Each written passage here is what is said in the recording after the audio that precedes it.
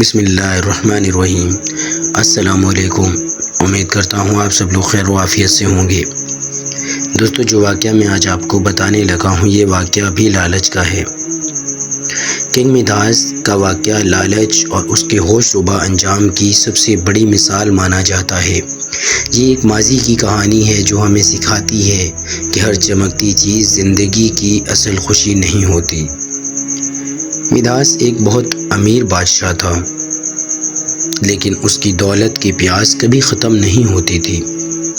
اسے سونے سے عشق تھا۔ ایک دن اس نے ایک بھٹکے ہوئے انسان کی مدد کی۔ اس نیک کام کے بدلے اسے ایک خواہش مانگنے کا موقع دیا گیا۔ مداس نے بنا سوچے سمجھے کہا، میں چاہتا ہوں کہ میں جس چیز کو بھی چھوؤں وہ سونا بن جائے۔ بادشاہ کی خواہش پوری ہو گئی۔ وہ پھولوں جیسا محسوس کر رہا تھا۔ اس نے ایک شاخ کو چھوا، وہ سونے کی ہو گئی۔ اس نے ایک پتھر اٹھایا، وہ سونے میں بدل گیا۔ اس نے اپنے محل کے دروازے چھوئے، وہ چمچماتے سونے کے بن گئے۔ مداس خوشی سے دیوانہ ہو گیا۔ اس نے سوچا کہ وہ اب دنیا کا سب سے طاقتور اور امیر ترین شخص ہے۔ لیکن جلد ہی یہ تحفہ اس کے لیے ایک عذاب بن گیا۔ بھوک اور پیاس۔ جب اسے بھوک لگی، اس نے کھانا کھانے کی کوشش کی۔ جیسے ہی اس نے روٹی کو ہاتھ لگایا، وہ سخت بن گئی اور سونے کی ہو گئی۔ اس نے پانی پینا چاہا تو وہ بھی سونے میں بدل گیا۔ مداس بھوک اور پیاس سے تڑپنے لگا۔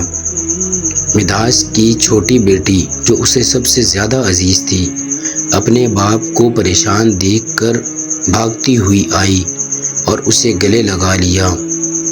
پلک جھپکتے ہی اس کی پیاری بیٹی ایک بے جان سونے کے بت میں بدل گئی۔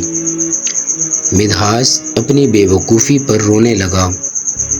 اسے سمجھ آ گیا کہ سونا نہ تو بھوک مٹا سکتا ہے اور نہ ہی موت اور جدائی کا درد کم کر سکتا ہے۔ اس نے گڑ گڑا کر دعا مانگی کہ یہ سنہری چون جو کہ اس کو ملی تھی واپس لے لی جائے۔ اس کی فریاد سن لی گئی۔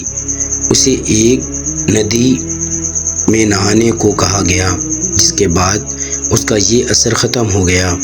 اس نے فوراً پانی لا کر اپنی بیٹی اور ہر چیز پر چھڑکا اور وہ سب دوبارہ اپنی اصلی حالت میں واپس آ گیا۔ لالچ کا انجام برا ہوتا ہے۔ زندگی کی اصل دولت رشتے اور صحت ہیں، سونا چاندی نہیں۔ انسان کو دعا مانگتے وقت ہمیشہ سوچ سمجھ کر فیصلہ کرنا چاہیے۔ دوستو، یہ کہانی صرف ایک کہانی ہی ہے اور امید کرتا ہوں یہ آپ کو بہت پسند آئے گی۔ اور اگر آپ کو یہ پسند آئے تو اس کو لائک کیجئے، شیئر کیجئے اور ہمارا چینل سبسکرائب کرنا نہ بھولیے۔ انشاءاللہ ہم آپ سے پھر ملیں گے ایک نئی ویڈیو کے ساتھ۔ تب تک کے لیے اپنا بہت سارا خیال رکھیے۔ Thank you very much. اللہ حافظ۔